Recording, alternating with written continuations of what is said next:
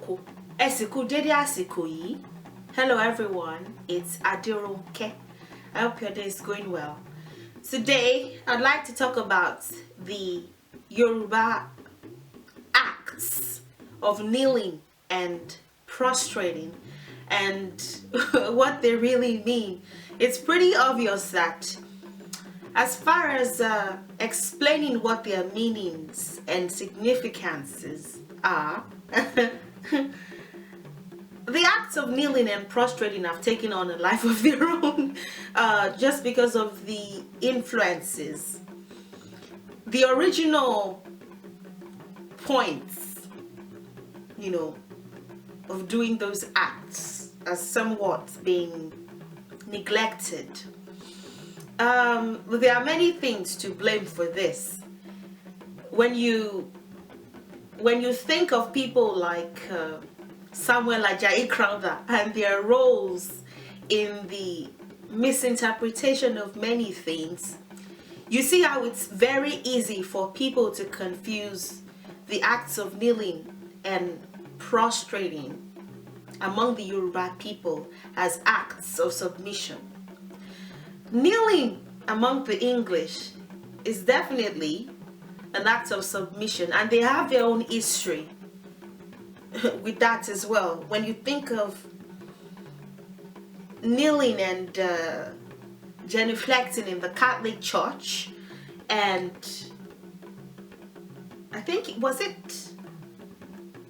it Queen Mary the First or who? One of them was Catholic and the other, maybe Elizabeth, the sister, was Protestant, and they have their own thing. They have their own history, which really is not my business, which I'm not trying to go to. But when you think of kneeling to the Queen and the history behind that, or the Queen or the King, you can trace their own line as well. So when they came to Nigeria, to present-day Nigeria, when they came and they very gradually presented themselves as the superior people and superior culture, and sort of I don't want to say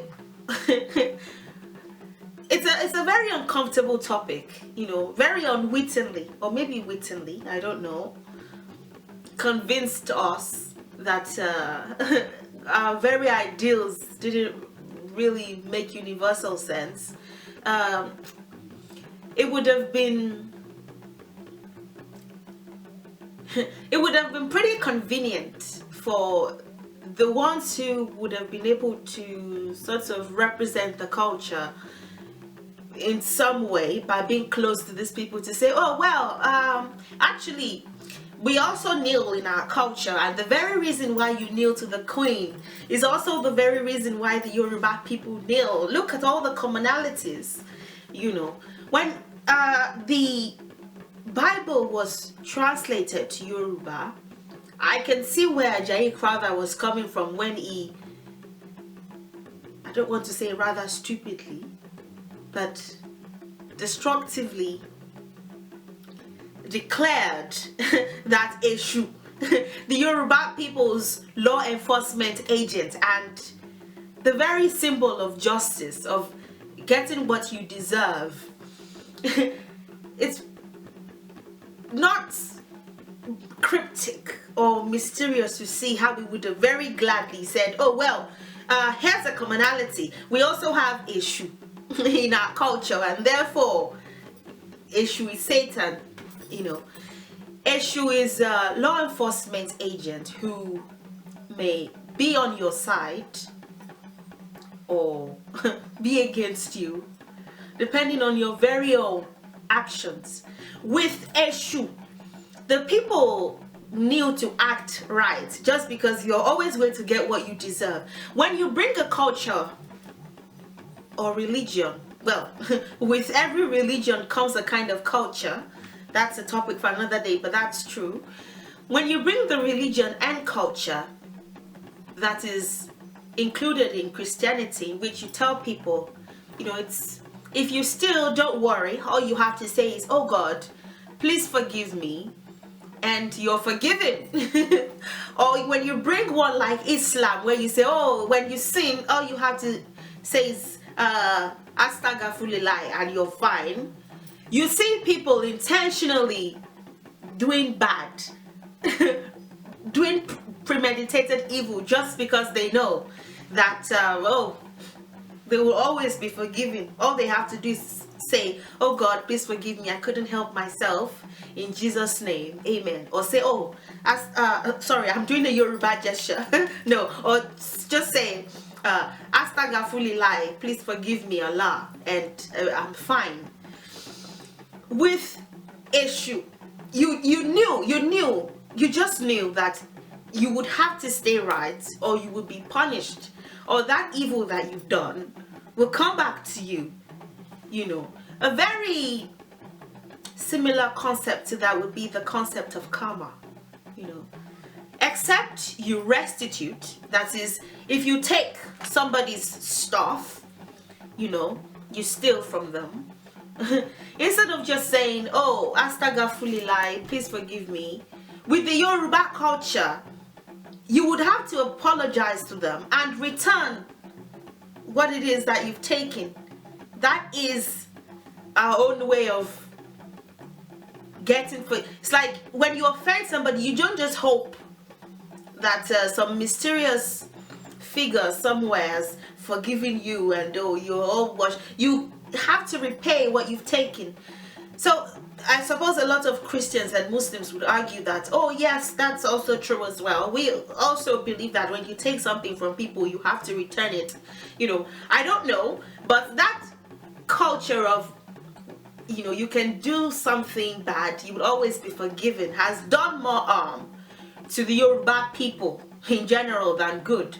Because you see people intentionally doing evil now. Anyway, that's a topic for another day. I'm going to get distracted now if I don't caution myself. So the act of kneeling, you know, would have very easily been, kneeling in the Yoruba culture now would have very easily been placed on the same level as the English kneeling, to say, oh yes, this is our commonality. We're very similar, you know, we've always been like you. I want to be like you. I want to talk like you, walk like you. Ooh, ooh. I don't want to complete the rest of that, but that would have been what happened there. When you ask a lot of Yoruba adults now, what is the reason why we kneel? They just tell you to act of submission, or that's how we've always done it. So, you know,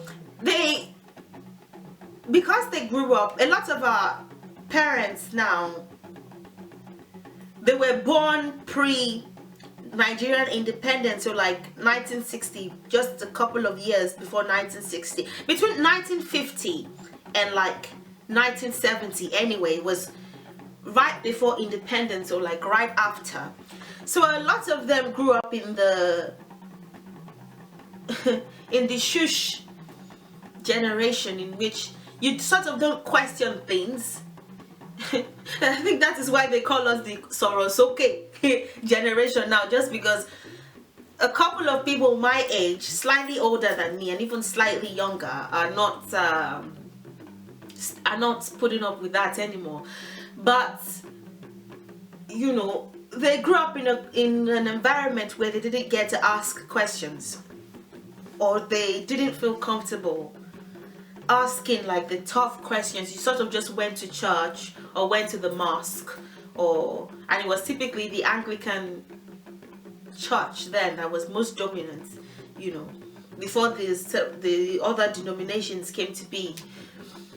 You sort of just did what you were told. You didn't really question anything. Logical thinking, rational thinking wasn't necessarily a thing then, so it's not surprising at all that they try to raise their children that way, but rather unsuccessfully, if you ask me.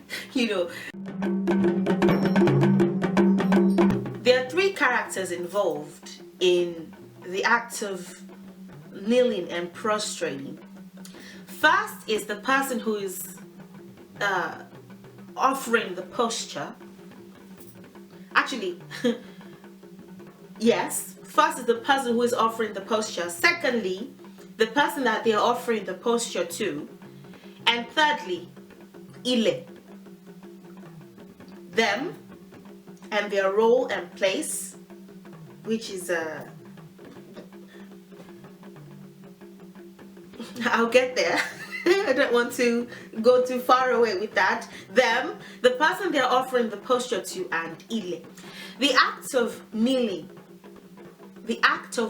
is called ìkúnlè. The act of prostrating is called ìdọ̀bálẹ̀. ìkúnlè. ìkúnlè. What does that mean? It's those three syllables that are combined that form ìkúnlè. ìkúnlè. ìdọ̀bálẹ̀. ìdọ̀bálẹ̀. When you combine those four words, you get ìdọ̀bálẹ̀. What does that mean? The acts of kneeling and prostrating are not submission postures. They are instead fertility postures. The act of prostrating, lying flat on the ground, is the planting posture, if you will, and the act of kneeling is the harvesting posture. Make it make sense. And don't worry, if you Google this to fact check, you won't find anything, just because our ancestors didn't have blogs and WordPress, so they couldn't necessarily document it this way. If you read any books that were written in the 1800s or before or after, chances are you won't find the truth there, so don't bother.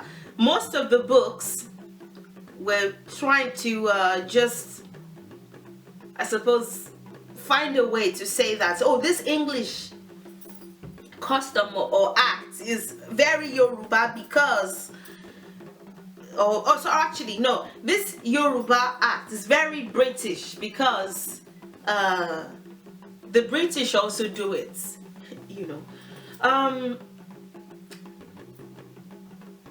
ìkúnlè abiyamọ would sort of be the longer version of ìkúnlè, the fuller version of ìkúnlè.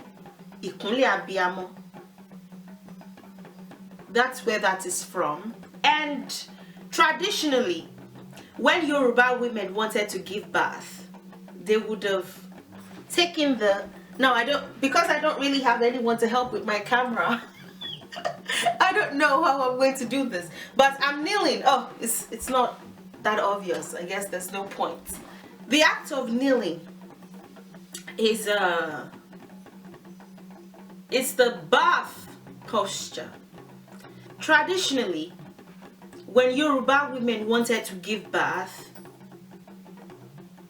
they would have taken the kneeling posture or squatted. They would have taken the kneeling posture or squatted. A lot of our prayers that we offer, it's quite unfortunate that a lot of Yoruba people don't even know the reason why they pray those prayers. They just pray those prayers. By the time it gets to the point where Eni is the mat, the back of the wife would not know the mat. By the time it gets to the point where you're lying down flat, and it typically would be the mat that people slept on, you know, it means at that point you are extremely weak and you're starting to have troubles with the birth process. Isn't it stupid that now Yoruba women, especially Christians, say we will give birth like the Hebrew women? It doesn't make any sense. It doesn't make any sense, not one bit of sense. There's a woman who went into detail trying to explain, a pastor too, so that's impressive. I'll see if I can find a video somewhere and link it. You know, I think the story behind that was when whoever the king of Egypt was then sent the Hebrew midwives to kill the sons of the Israelites. I think that was the story behind that. They would say, because they didn't want to kill them. I think the idea was to kill those children during the birth process. But because those two midwives, I don't remember their names, would lie and say, the women already gave birth, before we got there. It's a myth. It was a myth that was created in order to protect them, so that they could create the notion that the Israelite women were so strong that they always gave birth to their children themselves, and so there was no way that they could have helped kill those children in birth for whoever the pharaoh was then. I'll see if I can find it. I watched it months ago.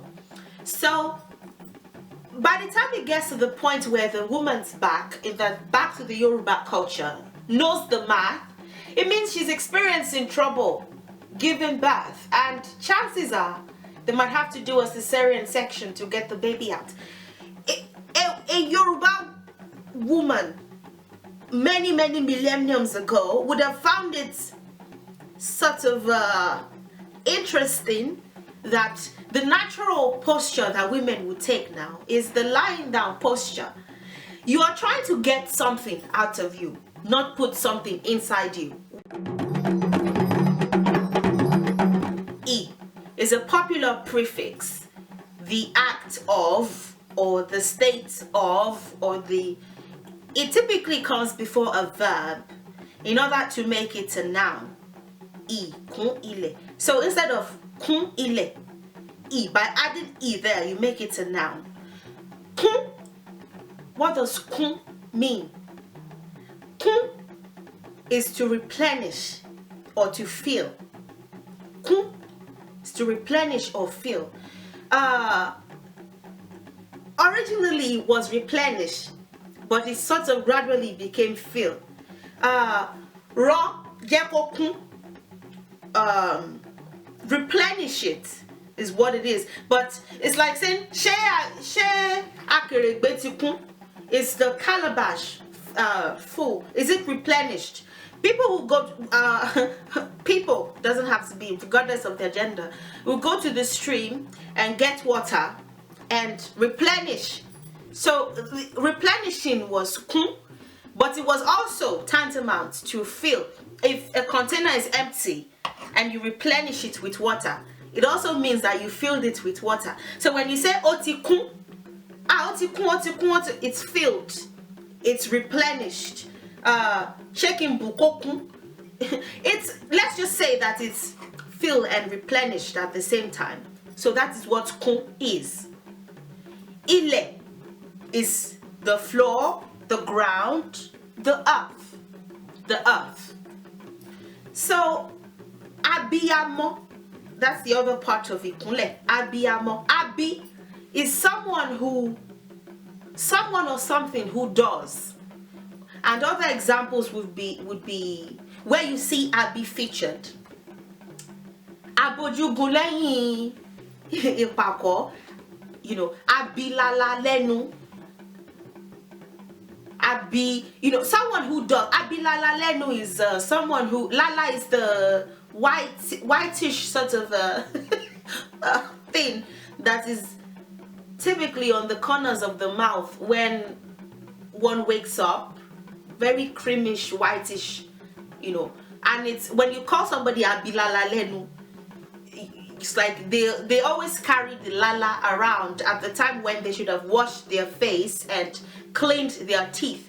The Yoruba people are also big on hygiene as well. When you look at cultures like that of the French and all that, I forget what this king was called, always very, very heavily dressed, and there were typically diseases just rotating around because of the poor hygiene. A lot of times they had rotten teeth just because they didn't clean their teeth well. I think the Yoruba people, not to bring down any other culture, I apologize, but with hygiene, you know, we've always held hygiene here. That's another discussion for another day. Again, they're just different facets, and I'm trying to stay on track. Abiyamo, someone who does. Ya is to, the way that you would say ya igbe, to excrete, to bring out, you know, so ya. And then, or ya ege, you know, when you're menstruating, or ya, is to excrete. Or to, I suppose you can't say the word excrete when it's not from the anus. But that, I don't know. Let's just say excrete.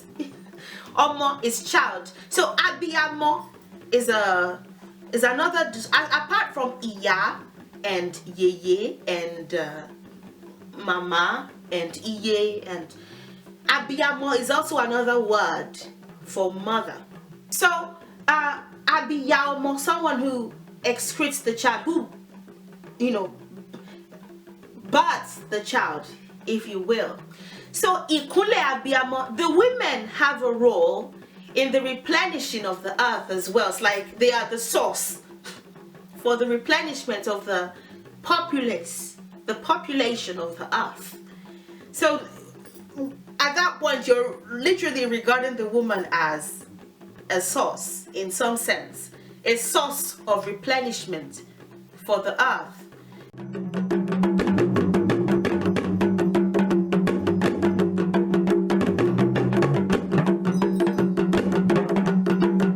And it's not always the case that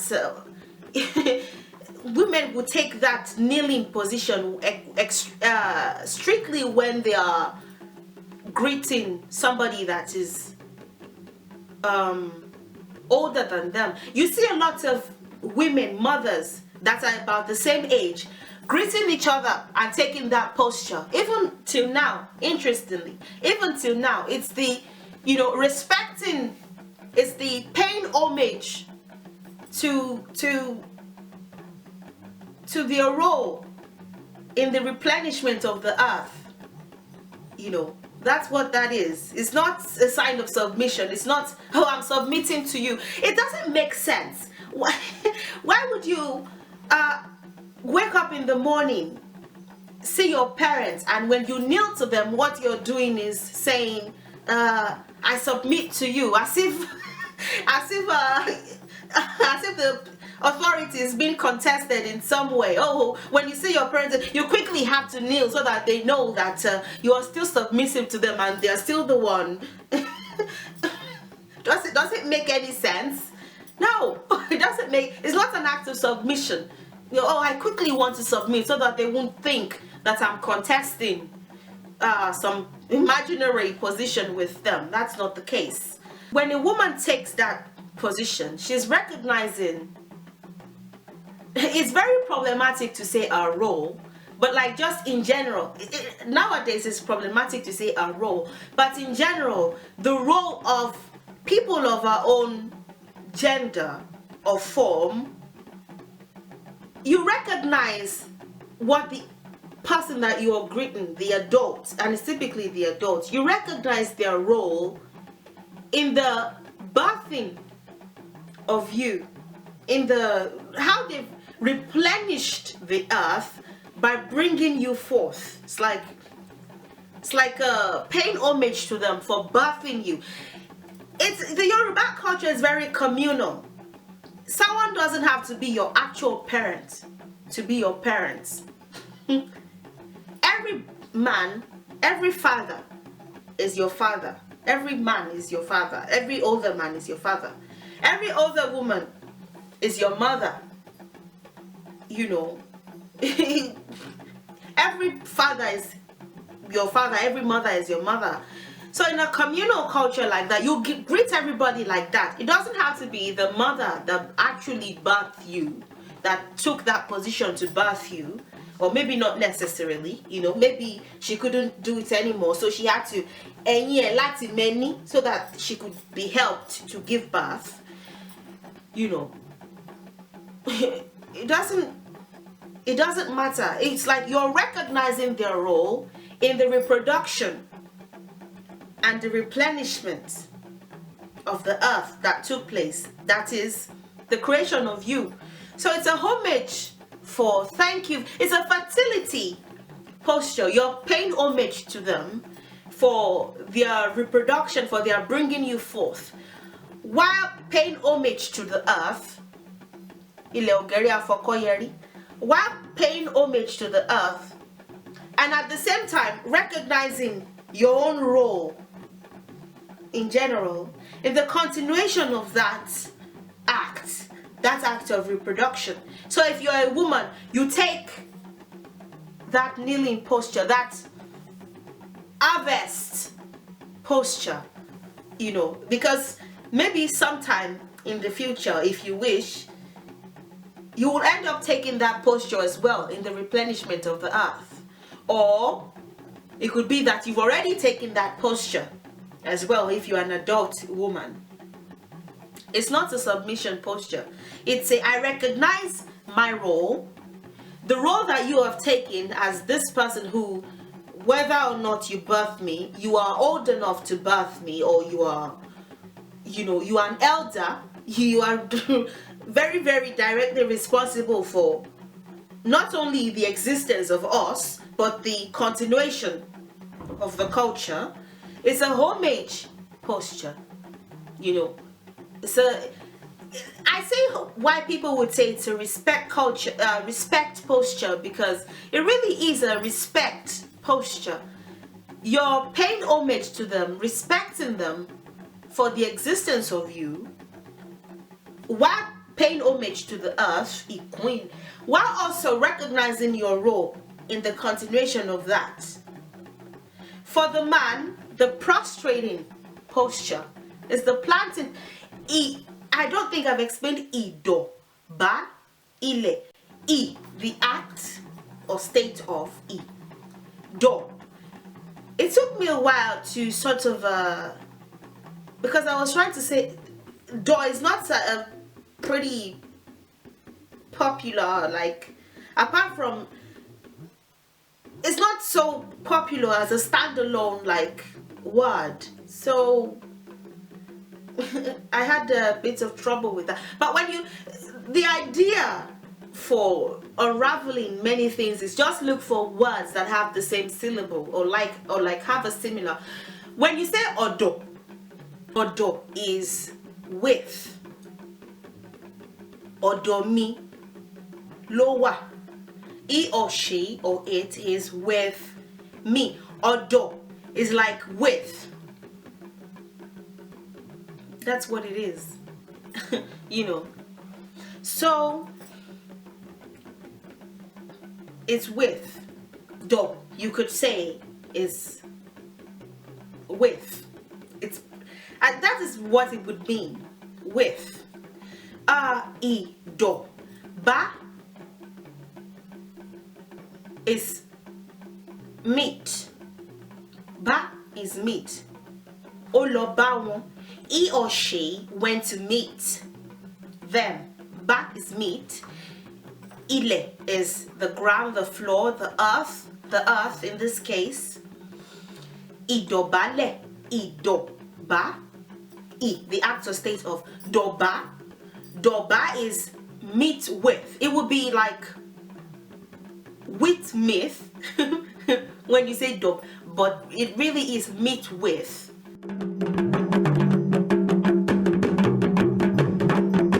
It's a pretty literal word. When you take that posture and you go, it's like the act or state of meeting with the floor. Idobale. The act or state of meeting with the floor. It's a planting posture. Planting. The traditional intercourse posture. I don't know. I have no clue. The men take the planting posture and the women take the harvesting posture. Both postures are fertility postures.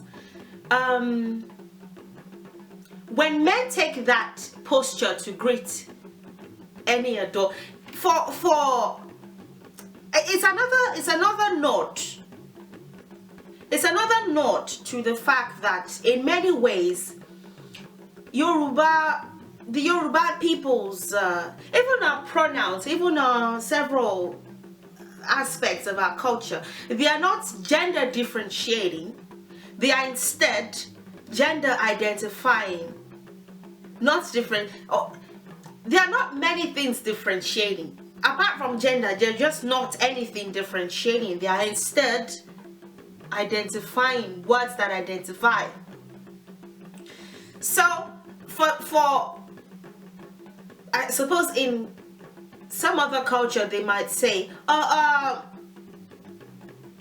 if women take that posture to greet older women, or if girls take that posture to greet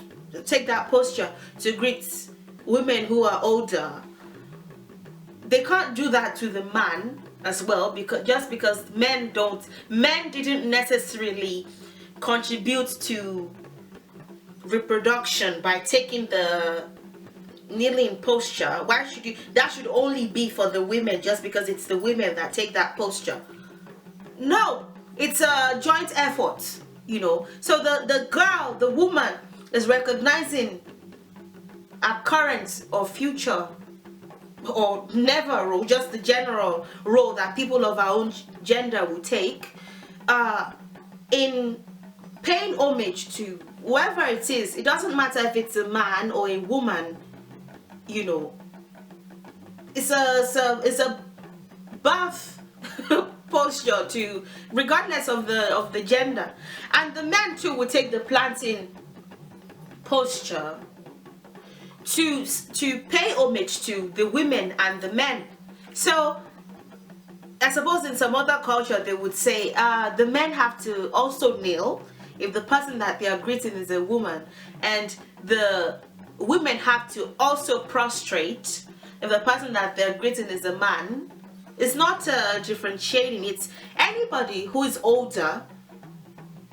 By taking that, it's not the life that it has taken now is rather toxic, because people think that the idea of respect now is pretty warped. It's like even the adults don't know what they're, in certain cases, even they don't know what they're talking about. It's not you have to do it because it's an authoritarian culture and it's something that you just have to do, that was the reason. What was the reason? That was the reason. And for men taking that posture as well, to salute the older men and women and honor the earth, that was the reason. It's just what they did. But I suppose when what were the first sets of cultures that came to literally mess us up in many ways? Suppose when they came, then it became it's an act of submission and it's what you do to your master, and it's what you do to the queen and the king and the lord and the lady. It became messed up, and now you see the youth revolting against it. Oh no, I'm not going to be prostrating for anybody, because they don't understand the beauty that is behind that act. It's not compulsory that you had to do it. At some point it became expected, though, that you would do that. Respect is very much part of our culture, yes, but it was more natural to do them than adults now declaring that it's, I don't know, maybe some adults are not declaring, but those acts really did take lives of their own. The planting posture for the man, meeting with the earth, paying homage to the earth, planting, also a cryptic reminder of I don't know why did I bite my lip. That was so wrong. That was stupid. Also a reminder of the posture that we'll take. I don't know what the position is called. Don't corrupt me. You know, also a reminder of them lying on a woman, basically. I don't know. Why did I suddenly get...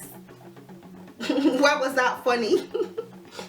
So, a reminder of that posture. The planting posture and the harvesting posture. So, they are not postures of submission, or they are in fact respect for the acts of reproduction, for the continuation of the culture and the customs, and homage to the earth as well. You're respecting the older person for their role in bringing you forth, reproduction, for the existence of you and the ones that are coming behind. You are paying homage to the earth while also recognizing your role or the future role that you will take, that you may or may not take. You see, that's the thing with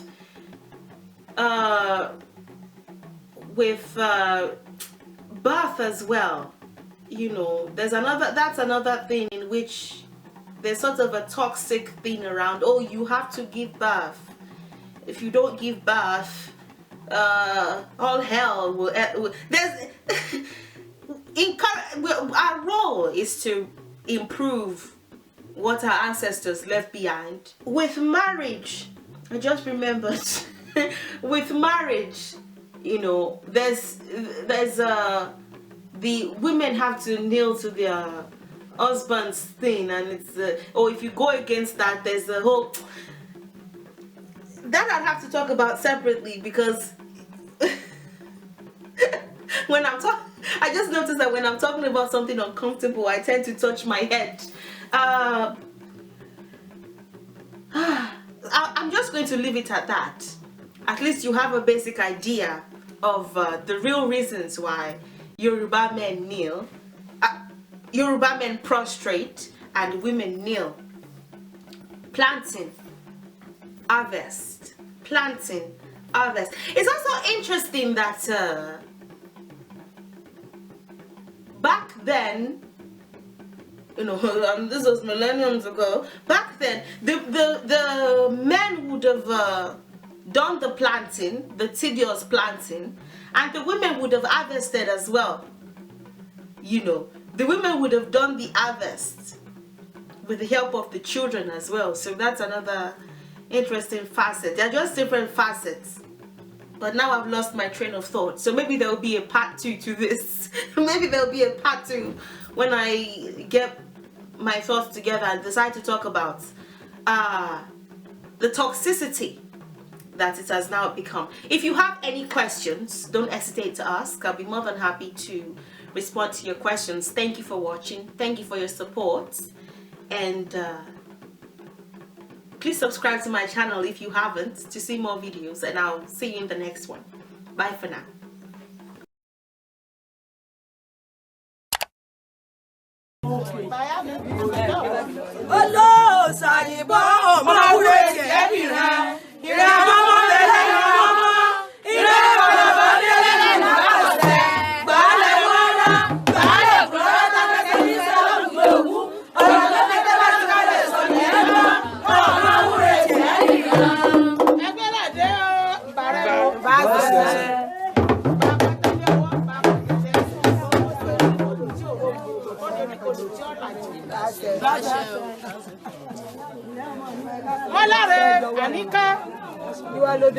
Ìbàrẹ̀ o, àrùsà má bọ̀ràn jẹ́ àrọ́ gẹ́gẹ́ domi yẹ.